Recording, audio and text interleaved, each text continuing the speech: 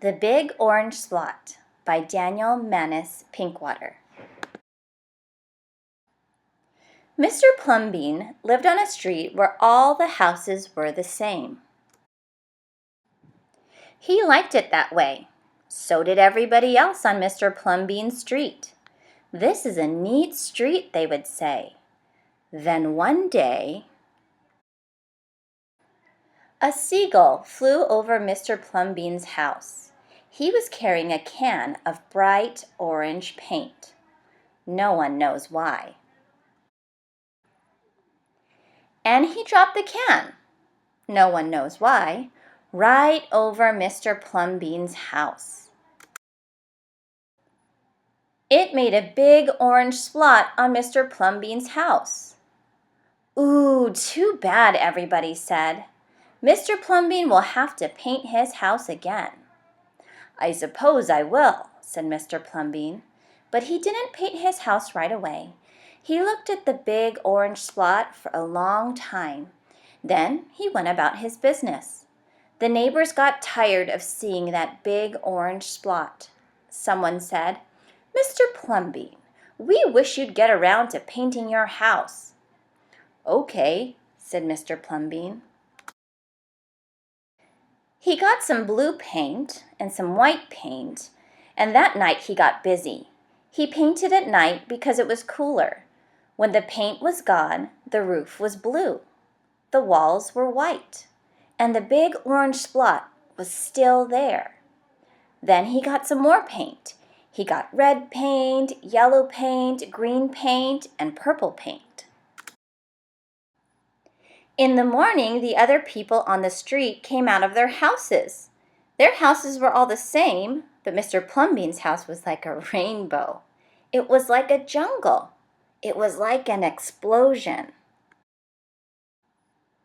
There was a big orange splot, and there were little orange splots. There were stripes. There were pictures of elephants and lions and pretty girls and steam shovels. The people said, "Plumbean has popped his cork, flipped his wig, blown his stack, and dropped his stopper." They went away, muttering. That day, Mr. Plumbean bought carpenter's tools. That night, he built a tower on top of his roof, and he painted a clock on the tower. The next day, the people said, "Plumbean has gushed his mush, lost his marbles, and slipped his hawser." They decided they would pretend not to notice. That very night, Mr. Plumbean got a truck full of green things. He planted palm trees, baobabs, thorn bushes, onions, and frangipani. In the morning, he bought a hammock and an alligator.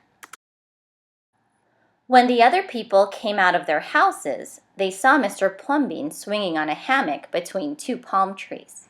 They saw an alligator lying in the grass. Mr. Plumbean was drinking lemonade. "Plumbean has gone too far. This used to be a neat street." "Plumbean, what have you done to your house?" the people shouted. "My house is me, and I am it. My house is where I like to be, and it looks like all my dreams," Mr. Plumbean said. The people went away. They asked the man who lived next door to Mr. Plumbean to go and have a talk with him. "Tell him we all liked it here before he changed his house. Tell him that his house has to be the same as ours so we can have a neat street." The man went to see Mr. Plumbean that evening. They sat under the palm trees drinking lemonade and talking all night long. Early the next morning, the man went out to get lumber and rope and nails and paint. When the people came out of their houses, they saw a red and yellow ship next door to the house of Mr. Plumbean. "What have you done to your house?" they shouted at the man.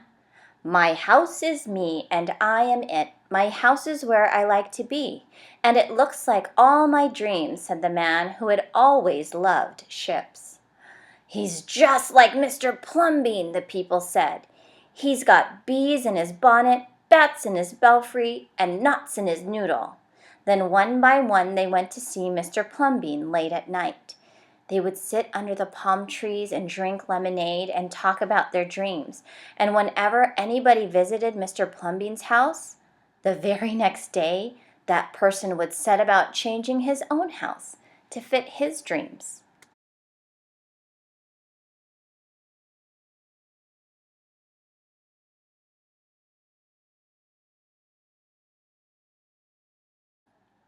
Whenever a stranger came to the street of Mr. Plumbean and his neighbors, the stranger would say, "This is not a neat street." Then all the people would say, "Our street is us, and we are it. Our street is where we like to be, and it looks like all our dreams."